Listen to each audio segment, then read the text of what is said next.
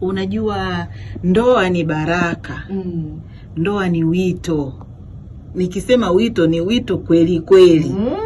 Umenielewa? Naam. Ndoa ni maamuzi ya watu wawili ambao wamekutana na wamependana. Lakini pia ndoa ni kadri ambavyo Mwenyezi Mungu amewakadiria au amekadiria waja wake. Kwa hiyo unaweza ukalazimisha kwa sababu jamii inakucheka, ile pressure au ukalazimisha kwa sababu jamii inakuhoji, sijui huyu maji ya kwanza, huyu maji ya jioni, wewe huyu hata maji ya usiku. Subiri. Subiri wakati wako sahihi. Wenyewe wanasema wakati wa Mungu ndio wakati sahihi. Naam. Kwa sababu kwenye ndoa ni sawa na darasa. Unaanza darasa la kwanza, la pili, la tatu. Kwa hiyo ndoa ina stages. Kuna ile hatua unaona ndoa tamu.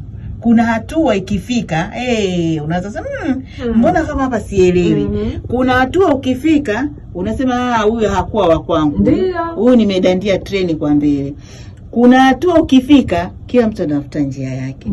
Kwa hiyo katika vitu ambavyo tunatakiwa kusali na kuomba ni kupata mwenza mwema.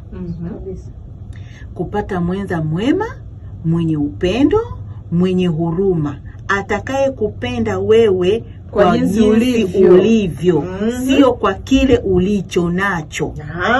Manake pia kuna vitu siku hizi pia wanasema mimi siwezi kulima shamba ambalo sijui kali na mazao.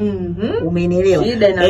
Kwanza tupalilie, tumoe magugu maji, tupande mbegu, tuone hapa unaota hapa mchele, tunaota mchele na michelema. Haya, umeshapalilia, umepanda, umemaliza, unasubiri ndoa. Unasubiri ndoa kama unasoma chuo kikuu kozi ya udaktari. Unasubiri mpaka research dada. Kwa hiyo jamani, kama umefika umri wewe mwenyewe unaona kwamba hapa nahitaji kuwa na mtoto, tafuta mtoto mwenyewe kwa mapenzi yako. Lakini usitafute mtoto kwa mtu ambaye hujui kwenye moyo wake kama amejiandaa kuishi na wewe. Kwa sababu ndoa ni kujiandaa kwenda kuishi na mtu ambaye humjui, humfahamu, hujui mila zao, hujui taratibu zao, hujui miko yao, hujui koo zao. Kwenda kuishi na mtu ambaye humfahamu anakulaje, analalaje, anaamkaje, ni kitu ambacho ni mtihani.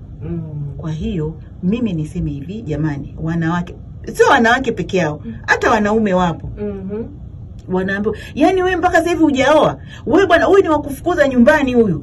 Huyu hebu ndio pale unaanza sasa kutafutiwa mchumba kwa lazima. Huyu hapa tumekuletea, huyu hapa sasa ukatae wewe tu. Sio swala la kukataa wewe, ni swala la utayari. Ndio.